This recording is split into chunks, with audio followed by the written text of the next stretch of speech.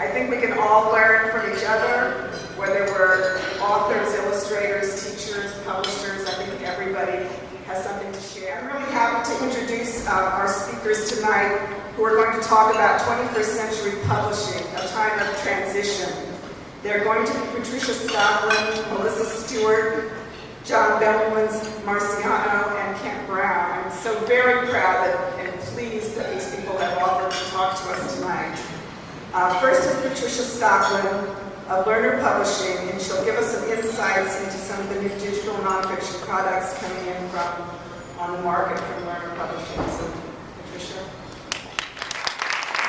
So, in terms of Lerner Publishing and what we are working on digitally and the digital projects that we offer, I'll tell you a little bit more about the company kind of broadly before I get into that. We've been around for a little over 50 years, and Lerner Publishing Group is a company that I don't want to say is a rarity anymore, but there aren't a lot of us in the fact that we are a mid-sized publisher. We're not one of the big houses.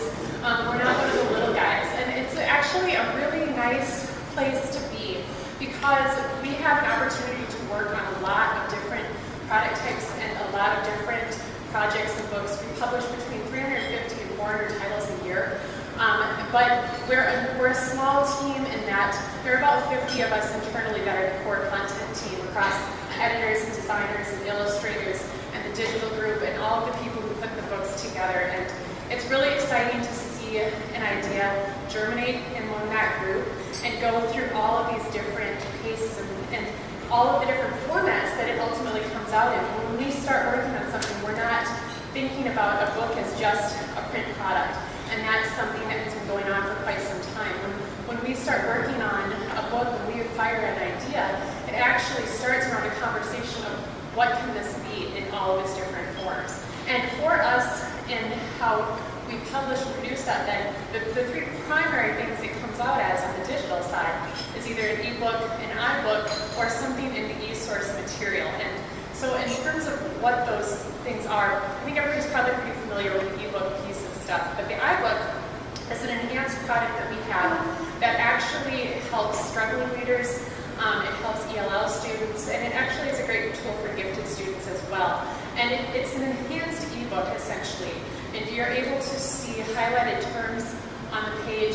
You can have different narration speeds, and it's actually the only product on the market right now that offers different narration speeds for different reading levels. And so the ways in which readers can use something like that are just really limitless. It's fantastic to see what students are doing with those books and how they're able to get into nonfiction content that might be harder for them in a classroom setting, that might not really connect with them on a traditional print product, but when they're seeing that in that digital format, when they're seeing the words come to life, when they can get into the back matter and play around with different activities and quizzes, and they can control the speed at which they're being read to, and then latch onto that and start reading that themselves, that's fantastic. That makes a connection that puts that reader that much closer to then maybe getting to that print product later on, or whatever format it is that they connect with that book, that they connect with those materials. So I'm really proud that we're able to offer materials like that. On the ebook side of things, in the more traditional formats, that's one of the growing challenges in publishing, I would say. I think it's a good thing for everybody to be aware of. You're probably, as you hear me talk throughout the weekend, you're going to hear the term metadata a lot. One of the back-end business sides of publishing in this digital transition right now is the harnessing of metadata and what to do with this. What is this term? What does this mean? Everything that you create is metadata, and as publishers, we want to capture that so that we can take it and turn it into these different formats and make things searchable and get readers connected with the content that they're looking for. And because nonfiction is so rich with these things, it's rich with metadata, which means that on the backside there's all kinds of fun work to do in terms of the XML processing, content tagging, all the glamour of the IT side. But what that means at the end of the day, or what goes out into the marketplace, is a more enhanced, enriched product for readers. And I think it's worth the effort. You get some internal gripes sometimes, oh my gosh, I have to keyword this, and wow. Yeah, you do. finding the content digitally is just as important as it is in the print side of things. The other thing that I mentioned is eSource, and that is actually our electronic resources that go along with pretty much everything we publish. And those are free materials we offer online.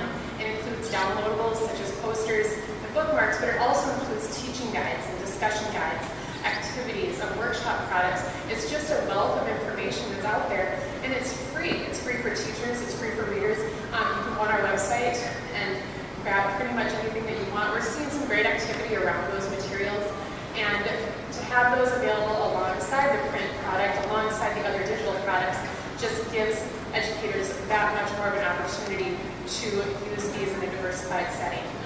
Those are Common Core lines as well, which I think offers an opportunity to take the books that much closer to where they're really going to have that aha moment. And the bottom line of Common Core is critical thinking, and so that's what putting all these